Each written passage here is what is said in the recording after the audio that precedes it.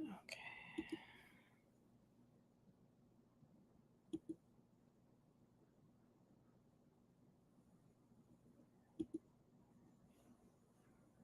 Oh.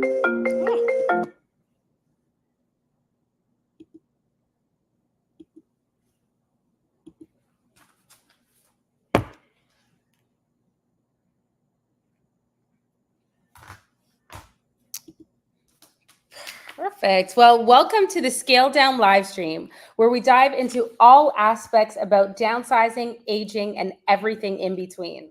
I'm your host, Natalie Lewin of Lux Transitions, and each week we bring you expert insights, personal stories, and practical advice to help you navigate these very important life transitions. So, I'm excited to introduce you to our special guest today, Haley Stewart from the Russell Hill Retirement Home in Toronto. Haley is an expert in senior care with a wealth of knowledge in providing exceptional support to older adults, practically those facing the challenges with dementia and Alzheimer's. As it's Alzheimer's Awareness Week, thought it would be great to bring her on. Her dedication to ensuring that each resident receives personalized, compassionate care makes her a true advocate for improving the quality of life for seniors. We're thrilled to have her with us today to share insights into the services and care at the Russell Hill and to discuss the important topics of senior living options in today's modern era. So, nice to see you, Haley. Welcome and thank you so much for your time. Before we get started, wanting to know how you're doing. Summer is unofficially over. He's unofficially over. Yes. So how was your summer? How's fall looking? It's good. It's good. It was a busy summer here at the Russell Hill. At home, it was nice because it was quiet. I have two little boys and a husband who is a teacher. And so they left for 3 weeks in the summer and went to Nova Scotia. Wow. And I was here on my own. So when you said you had two boys and a husband, I was like, how is it quiet? But they left. Well, believe it or not, I'm actually at the Russell Hill in my cute little basement office. So you may hear in the background, I am across the hall from our salon and it is hair day. So the hair dryer is running. Got no problem whatsoever. Great. So let's get right into it. Can you tell us a little bit more about your role at the Russell Hill and your journey to getting there? Yeah, so I am the marketing and community relations manager here at the Russell Hill. I have worked here for nearly 9 years, which is crazy. I started here at the Russell Hill as the lifestyle manager, and that meant that I was coordinating all of the programs, the concerts, outings, all of the party fun things within the community. And so you're the fun girl. I was the fun girl. I still am the fun girl, but the fun girl is a little bit more serious. Right. It is wonderful because in that role, it meant that I was spending every day, all day with the residents that live here and bringing them high quality programming, incredible entertainers, keeping everybody involved in the things that they've always been interested in, while also introducing them to things that are current. So you can kind of see sort of behind me is one of my favorite pictures from years ago. I had taken the residents that live here, or some of them, to tour Graffiti Alley in Toronto. And so a lot of women who are interested in art came. We had an OCAD student who came along with us to explain kind of how to look at graffiti, what it means, how to read it, how different styles work. And so really, as maybe you can tell, my passion is spending time with older adults, making sure that they have an incredible quality of life and are involved in things that are still current, while respecting all their old hobbies and keeping those going. So I love that. So that threw me through a loop that you had an outing to visit Graffiti Alley. How did that come about? And does that speak to your out of box activities at the Russell Hill? It's really amazing at the Russell Hill because we are a 70 suite high-end retirement residence. So it means that our services are really tailored to the population that lives here currently, which, having been here for 9 years, I've been able to see the ebbs and flows in terms of what people are interested in, what people want to be involved in. And because of the boutique style of living that we offer, it's really easy when you live here to say, hey, you know what? I love art. I've been talking to some women at lunch who love art. We would love to go see this gallery opening. So it's great for our lifestyle managers because they get to sink their teeth into what's going on in the city, new exhibit openings, new concerts, what's the TSO up to, and tailor that to those who live here. And so the graffiti alley component came up because as the person that was planning all of the programs, right, bringing people to see artists that they'd heard of or artists that they liked, I knew it was adjacent to where people's interest lied. And so it was exposing people to part of the city that they've probably never frolicked through before, and still being parallel with what they like to do, what they're interested in, and the search for knowledge, which is a common theme through the residents that live here. Okay, fantastic. So what makes your home, the Russell Hill, unique in its industry?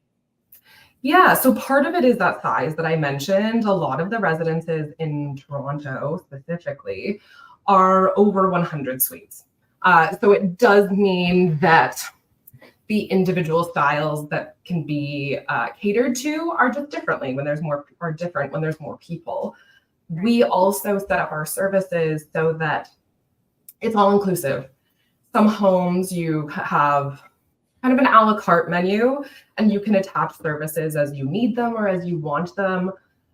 We don't do that. When you move in, it means that those services are already available to you. So things like room service, it's included. You're not worried about paying $10 or $15 per tray that's delivered up to your suite. Okay. Weekly, we do your personal laundry as well as linens, and that's just included. You don't have to opt in or opt out. And so it stays the same through our utilities, telephone, cable. You never have to talk to Rogers or Bell again because we will do that for you. Yes. Okay, that's fantastic. So how many suites do you guys have at the Russell Hill? We have 70 suites. They range in size from what we call a small 1-bedroom suite up to larger 2-bedroom suites. All of our suites have their living space separate from their bedrooms. There are no studio suites. You're not going to have to entertain with your bed in the way. They really are well-appointed, nicely laid out units that parallel living in your home. It is your home. Perfect. So with such a nice, intimate amount of suites, do you usually have a running waiting list? What's your capacity like today, for instance? We do. We have an ongoing wait list. It's always good. And as I mentioned when we first talked, that I'm really passionate about senior housing. And as you can see, building infrastructure all around us, a lot of those places that are being built aren't retirement residences. And so as we have this population that's just getting older in Canada, and of course, as the baby boomers age, we're not building infrastructure fast enough to accommodate for our aging population. And so it is great to be proactive, do your research. There are wonderful retirement residences in Toronto. We're so lucky. And the best thing you can do is set yourself up for choice. If you're looking kind of at our small or medium 1-bedrooms, it can take anywhere from 6 months to a year and a half to go through the wait list. If you're looking at something larger within the Russell Hill, if it's the perfect suite that you're looking for, it could take several years before that unit comes up. And then, of course, if there are people ahead of you on the wait list, then the wait could be a while. So it's really important to be proactive and get yourself on wait lists early. Yeah, planning is key. Planning is key. You know, it's always heart-wrenching when you get those crisis calls that Yes, and they need something yesterday, but they didn't plan for it. And now, you know, what they would have wanted, now they're just being given anything that they can get, they'll take. And, you know, why do you want to live your golden years in something that you wouldn't have chosen? exactly. It's about maintaining the quality of life that you've already had. I know that there's such a sweeping stereotype of, well, retirement homes are just full of old people. And I can tell you, as someone who's worked in this industry for almost 20 years, that it's not just old people. Of course, in numbers or chronologically, people who are older, we're not moving in when we're not seeing 50-year-olds move in. But it's active, it's vibrant, it's a fun community to be a part of. And within our own population here at the Russell Hill, having been that front person that was spending time with everyone for 6 years, it's fun. I used to tell people all the time my job was hanging out with my friends all day. My friends just happened to be much older than I was, and I had to plan everything. Still going out to restaurants. There are individuals who live here who still go to work. They work part-time, they do research, they're part of the U of T faculty and still involved. You don't have to change your habits or your routines when you move into a retirement residence. You just get to do all the fun parts of life, like going with your girlfriends to the B&R, playing bridge, and you take care of the rest. You don't have to think about what you're going to have for dinner because it's here when you're back from your day. Isn't that great? I think I need to move. I need to put myself on the waiting list. It's just Exactly. You know what I would love to see? So, you know, I think of the States and here and thinking of the options for 55 plus and the abundance of communities that cater to those demographics and active seniors that, hey, we're not in the lifestyle that maybe we need a wheelchair or some kind of assistance. And we want to, and maybe we still want to cook. Yeah. Do any of your residences have more, or your suites have more than the kitchenette? No. So because here all 3 meals are included each day, either by room service or in really a beautiful white tablecloth dining room, it means that we do have the kitchenette. People are choosing to no longer cook. Oftentimes, people who are moving in are people who weren't fond of cooking to begin with. Sometimes that is the catalyst even. And that is, right, the only catalyst you need. It's not a location of people who are unwell. It's looking at your life and going, what things can I simplify? Right. Great, we'll take the cooking out. The kitchenettes do have a full-size fridge and freezer, but in the fridges and freezers I've looked in here, they're fridges full of wine and the freezer's full of ice cream. I love it. So they say what? Once a man, twice a child. Yes, yes. Right. So that ice cream in the freezer, I'm thinking. The ice cream. We serve it every day at lunch and dinner if you want it. So it's always here. Might have to visit. Can you share? Actually, I want to know, what are the biggest challenges working in the retirement home space? Really, I think part of it is the stigma, right? Is overcoming that stigma, ensuring that people really do know that it's an industry that exists separate to long-term care. It's not the same thing. Right. It's a place where you can move, and it for many it is the final move before end of life. Right. But it doesn't also have to be. So if you're thinking, I have this weird diagnosis, I know my life is going to change down the road, I don't want to look at care. It's that component of you don't have to look at care, but at least making this move now that you can enjoy yourself is so much better than waiting to a point in your life where you can't enjoy it any longer.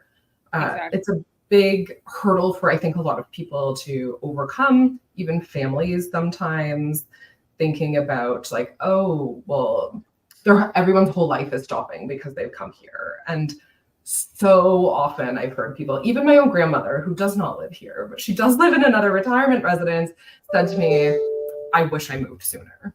Yeah. And that is so often what I hear from people. Yes.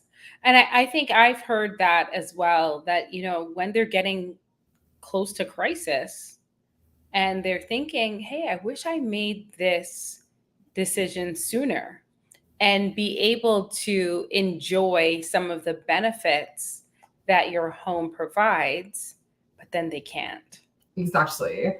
It's also nice here because we do have full-time nurses on staff, but if you don't really look, you won't really notice them, or you will see them, but won't notice that that's really what they're here for.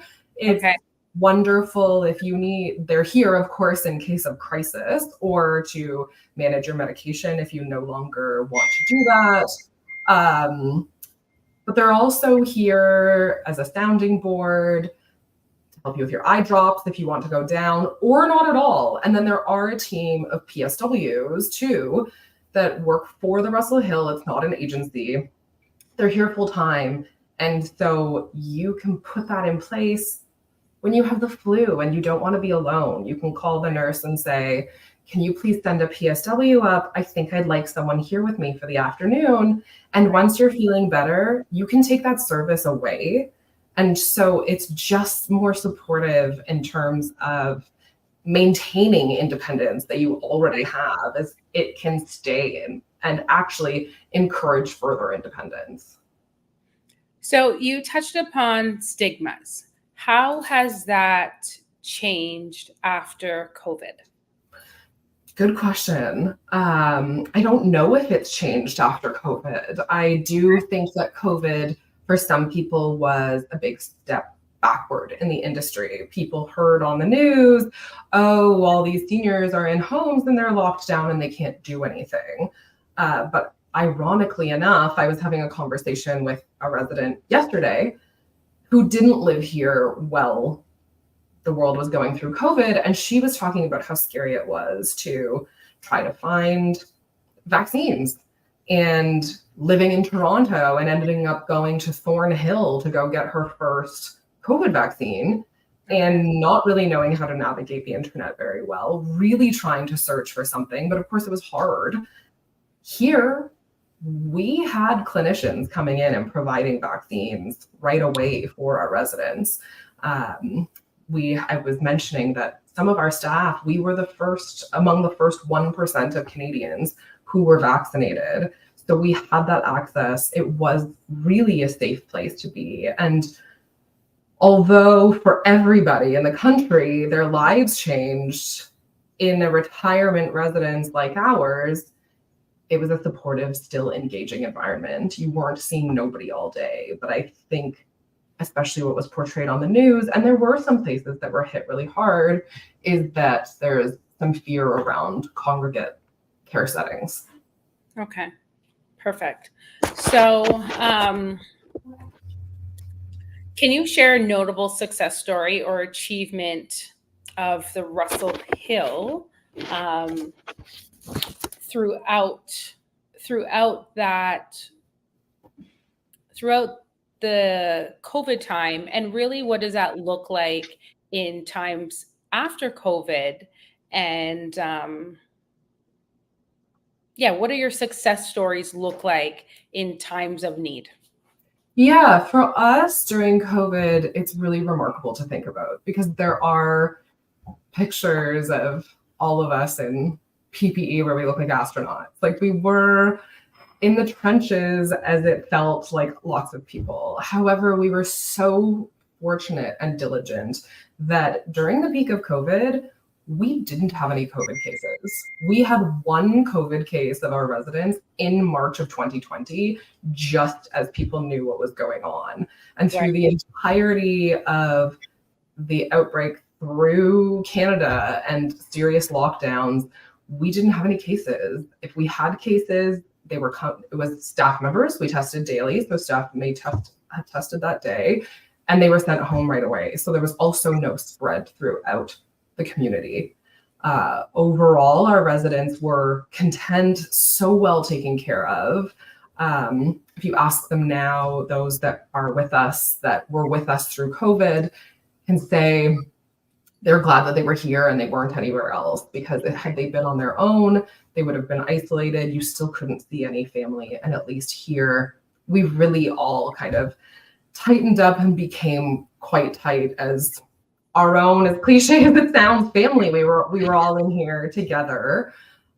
We also are just so fortunate that we didn't have high staff turnover. We don't have high staff turnover.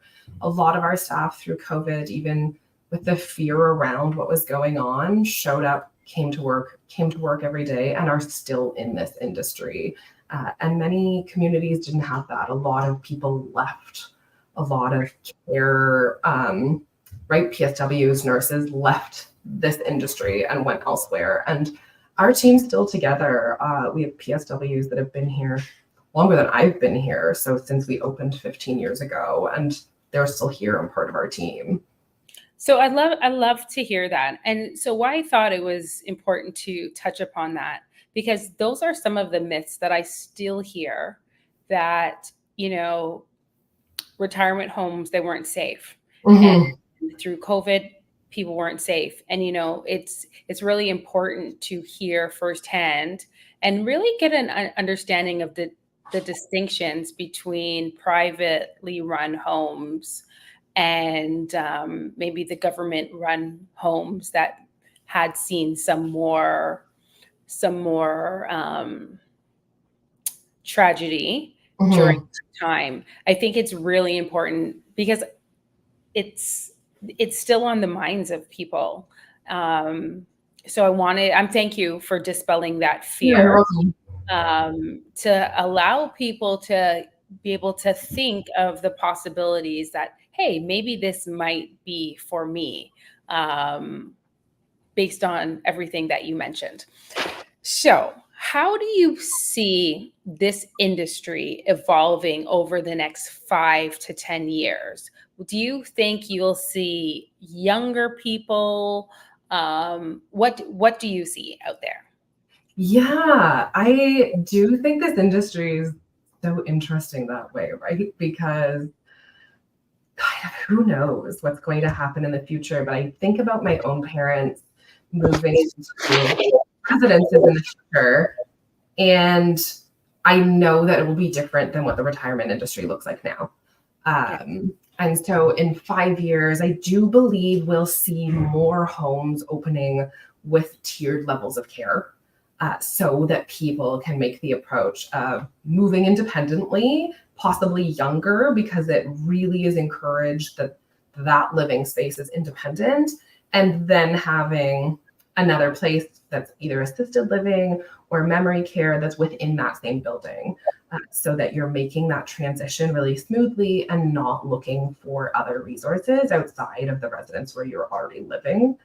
I'd like to, as you kind of touched on, I'd like to see the transition to older adult communities where it's 55 plus or 65 plus, that encourages like really some social engagement, programming, perhaps even dinner every now and then in a nice place to eat, but isn't as care focused, and then perhaps has somewhere else for people to transition as they need care or they need more support. I'm excited about the next 5 to 10 years. I've been talking with people in the industry, and the spaces are now evolving. So you touched on it, that there's some people who still work. And I was speaking with a designer. They're talking about workspaces. And like, that's exciting. So there is a home in York Region that this is the only home I've ever seen like this in Toronto or in the GTA. But they had suites that actually had full kitchens. Okay. Like this is encouraging, because now you will then start to see that younger generation say, yeah, we can do this. We can be fully independent. And then we can also go and enjoy the meal services as well. So I would love to see Canada, Toronto, and specifically start evolving to think about what are the options for a 55 plus. I shouldn't say 55 plus, because I feel like 50 is like Not the that far. 30. Yeah. So, but I would love to see older generations having more housing options for them to choose from, and not feel like they're being stuck in one pocket, or they have two simple options. I would love to see that they had an array of options, and they're able to enjoy those golden years and really make them golden. Totally. I just think the power of connection is so important. We all realized that during COVID, when the choices for connection were so limited. Yes. And seeing that here as people transition in their late 70s, all the way up to, I think the oldest person who ever moved in was 102, when she chose to make a change in her life and move to a residence totally independent, which is wonderful. Wow. Right, but it's like this connection that you can have that at 50 or 60 or 70. We all think about our like amazing groups of girlfriends. They're here too. I see those friendships, and it's like those can be had at any age and are so powerful for all of us. They're so necessary. And it's really sad, because not just this group, I feel like every age group, there's loneliness. People are impacted by loneliness. But as you get older, that impact is greater. And like, I just think of the beauty. Connection is everything. Exactly. Man is not an island. We need each other, good and bad times, to celebrate, to move forward. But that's one of the things that I love and encourage older adults to think about, is like, think about a retirement home. Think about those connections that you can build and enjoy your time, instead of being lonely. Being alone, or having a radio companion or the television on for that noise. It's like there is, even if you're not a joiner, there's still that sense of community. And so you see someone in the elevator and say hi, and they're familiar.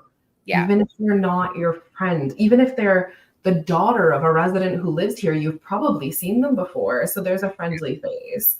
If you're not coming to programs because it's not your thing, it's not school, right? Like attendance isn't mandatory. It's a choose your own adventure of what are you into and what aren't you into, and do those things that you love, and you don't have to think about the others. But there's other people around, which feels so rewarding to be around. It is so friendly.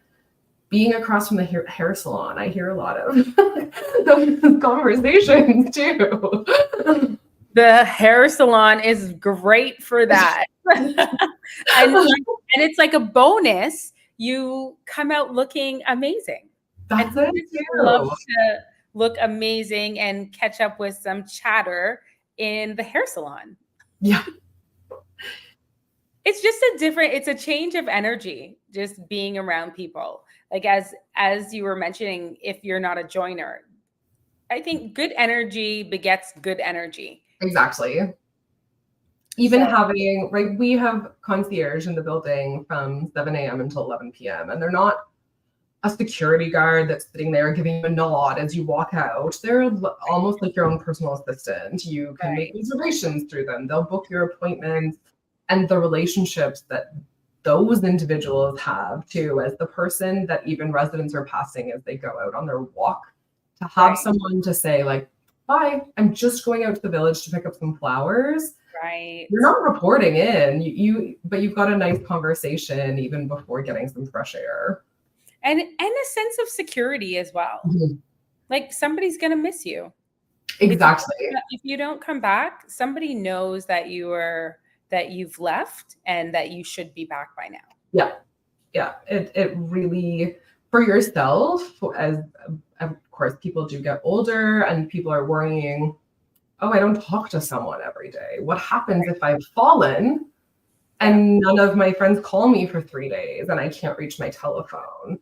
You don't have to worry about those pieces because we're looking for you. We'll notice if we don't see you at breakfast, or we get to know some of your routines. You do go out for a walk before going for exercises in the morning. We didn't see you for your walk. We might just call and say, hey, I noticed you didn't come down and you usually go for a walk around 9. Is everything okay?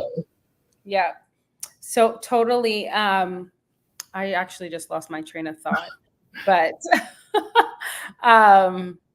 I'm agreeing with what you're saying. So my last question to you, are there any community initiatives or partnerships that you guys are involved in that you're particularly proud of? Yeah, we do.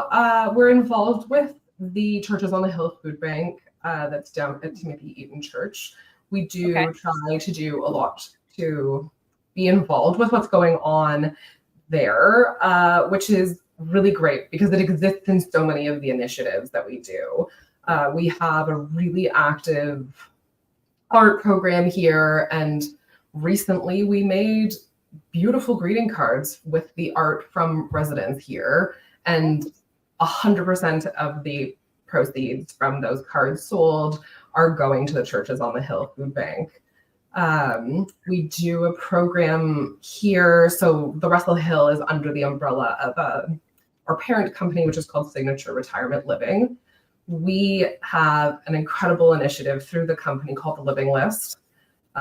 If you drove past the Russell Hill anytime from May until the middle of the summer, we had a wishing tree. It was really to bring the community together, especially after COVID. We didn't know what would come out of it. But with this Living List program, it's a take on a bucket list. But we're helping our residents achieve things that they may have never thought of, or they thought about it when they were 30 and now are thinking, I've got the time, this is something I would love to do. Right. And this year, because we are just so fortunate at the Russell Hill, where a lot of our residents have had really incredible experiences, they wanted to extend it outside of our doors. And so we opened it as well to our community. We had wishes from all over the city written in the trees and blowing in the wind. It was so that's beautiful. Amazing. So and one of those wishes, even from our residents, was extending our support to the Churches on the Hill Food Bank. And so that's what we continue to do. Oh, I love that. That's heartwarming. It's great. Our video of this year's wishes is posted on our Facebook as well as, I believe, YouTube. So it's definitely worth watching. It's really beautiful. Perfect. Well, thank you so much for joining us today. And I'm Natalie Lewin of Lux Transitions, a realtor with Keller Williams Portfolio. I specialize in helping adults 65 plus scale down to their next chapter. I'm passionate about assisting and educating people on the important piece on their journey. So if you or someone you know is considering a transition, please DM me to schedule a discovery call. Remember, life is beautiful and I'm here to help make the most of it. So tune in next week. We have a surprise guest and stay tuned. Thank you again, Haley, and we look forward to speaking to you another time. Take care. Thanks, Natalie.